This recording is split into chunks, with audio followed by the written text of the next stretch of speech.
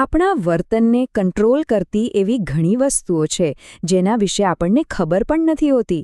ના, આ કોઈ જાદુ નથી, આ શુદ્ધ વિજ્ઞાન છે, શાસ્ત્રીય અભિસંધાન.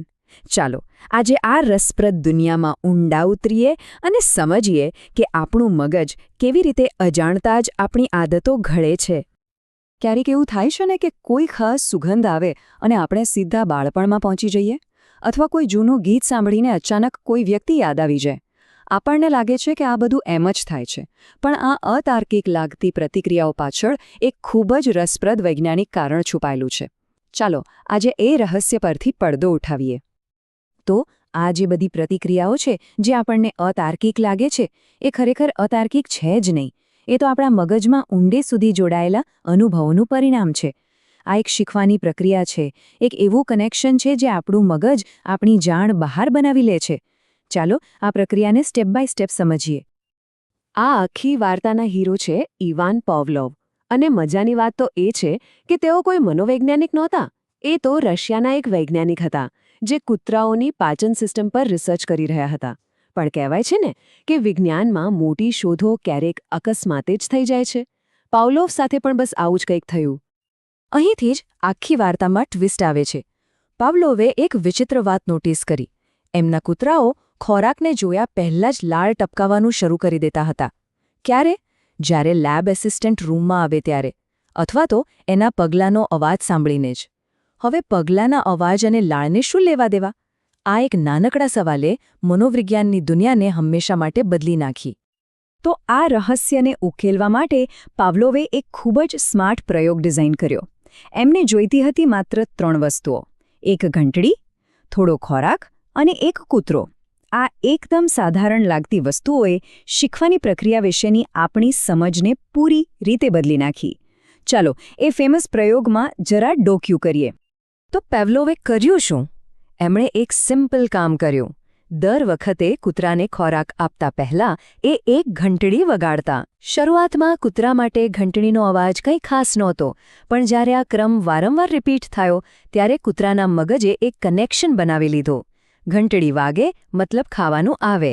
અને બસ થોડા સમય પછી તો ખાલી ઘંટડીના અવાજથી જ કૂતરો લાળ ટપકાવવા લાગ્યો. આ જ છે શાસ્ત્રીય અભિસંધાનનો જાદુ. ચાલો હવે આખી ગેમના 5 મેઇન પ્લેયર્સને મળી લઈએ.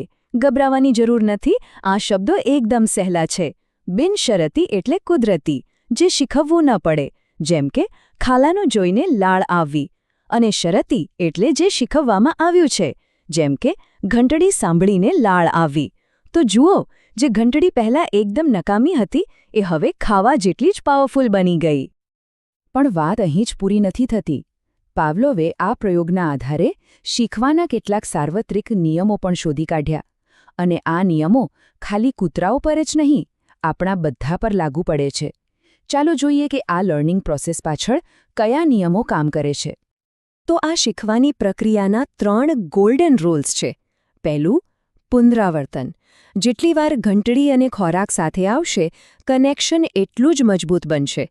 બીજું, ટાઈમિંગ. ઘંટડી વગાડ્યા પછી તરત જ ખોરાક મળવો જોઈએ. અને ત્રીજું, તીવ્રતા. મતલબ જો ખોરાક એકદમ ટેસ્ટી હોય તો કૂતરો ફટાફટ શીખી જશે. સિમ્પલ. હવે અહીંયા એક મજેદાર વાત છે.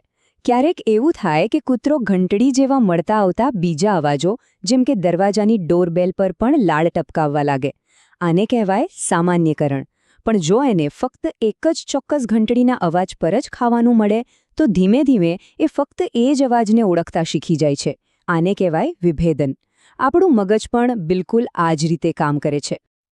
હવે વિચારો, જો વારંવાર ઘંટડી વાગે પણ ખાવાનું ન મળે તો? સિમ્પલ છે. કૂતરાને લાગશે કે એની સાથે છેતરપિંડી થઈ રહી છે અને ધીમે ધીમે એ લાળ ટપકાવવાનું બંધ કરી દેશે. આને વિલોપન કહેવાય, એટલે કે શીખેલું કનેક્શન ભૂંસાઈ જાય છે. પણ જાદુ તો હવે થાય છે. થોડા દિવસોના બ્રેક પછી અચાનક એ જ ઘંટડી વગાડો તો કૂતરો ફરીથી લાળ ટપકાવવા માંડે છે, જાણે મગજ એ જૂની યાદને ક્યારે પૂરી રીતે ભૂલ્યો જ ન હોય. સારો, કૂતરા અને ઘંટડીની વાતો તો બહુ થઈ. હવે મુદ્દા પર આવીએ. આ બધું આપણા જીવનમાં ક્યાં કામ લાગે છે?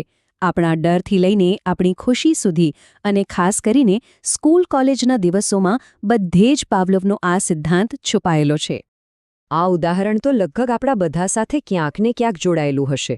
ગણિતનો વિષય પોતે સારો કે ખરાબ નથી હોતો, પણ જો ગણિતના ટીચર એકદમ પ્રેમાળ હોય તો ગણિત ગમવા લાગે છે, અને જો ટીચર કડક હોય તો એ જ ગણિતનો ડર બેસી જાય છે. અહીં ગણિત એ ઘંટડી છે અને ટીચરનો વ્યવહાર એ ખોરાક છે. જોયું શાસ્ત્રીય અભિસંધાનનો કમાલ. આપણી આસપાસ એક નજર કરો. ક્યારેય વિચાર્યું છે કે ઠંડા પીણાની એડમાં હંમેશા મસ્તી અને દોસ્તો કેમ હોય છે, જેથી આપણા મગજમાં ઠંડુ પીણું અને ખુશી જોડાઈ જાય? કોઈને કરોળિયાનો ડર કેમ લાગે છે? કારણ કે કદાચ બાળપણમાં કોઈ ડરાવણો અનુભવ એની સાથે જોડાયેલો હોય. આ બધી જ જગ્યાએ પાવલોવનો સિદ્ધાંત જ કામ કરી રહ્યો છે. તો શું પાવલોવનો આ સિદ્ધાંત માણસના દરેક વર્તનને સમજાવી શકે છે? ના, એવું નથી. દરેક વૈજ્ઞાનિક સિદ્ધાંતની જેમ આની પણ કેટલીક શક્તિઓ છે અને કેટલીક મર્યાદાઓ. ચાલો એના પર પણ એક નિષ્પક્ષ નજર નાખીએ. જો આ સિદ્ધાંતની સૌથી મોટી તાકાત એ છે કે તે એકદમ સિમ્પલ અને વૈજ્ઞાનિક છે. એને પ્રયોગોથી સાબિત કરી શકાય છે અને ડર જેવી સમસ્યાઓના ઇલાજમાં તે ખૂબ કામ આવે છે. પણ એની સૌથી મોટી નબળાઈ એ છે કે તે આપણા વિચારો અને લાગણીઓને ગણતરીમાં લેતો નથી. એ આપણને એક મશીનની જેમ જુએ છે જે ફક્ત પ્રતિક્રિયા આપે છે, પણ આપણે ખાલી રિએક્શન આપતા રોબોટ તો નથી, બરાબર ને? તો આ બધું સમજ્યા પછી હવે એક સવાલ વિચારવા જેવો છે. આપણા પોતાના જીવનમાં એવી કઈ ઘંટડી છે, એવી કઈ સુગંધ, કયો અવાજ કે કઈ જગ્યા છે જે આપણી અંદર કોઈ ખાસ લાગણી જગાવે છે અને આપણને એનું કારણ પણ ખબર નથી? આ અદૃશ્ય જોડાણોને ઓળખવા એ પોતાની જાતને વધુ સારી રીતે સમજવાની દિશામાં એક પહેલું પગલું હોઈ શકે છે. વિચારજો,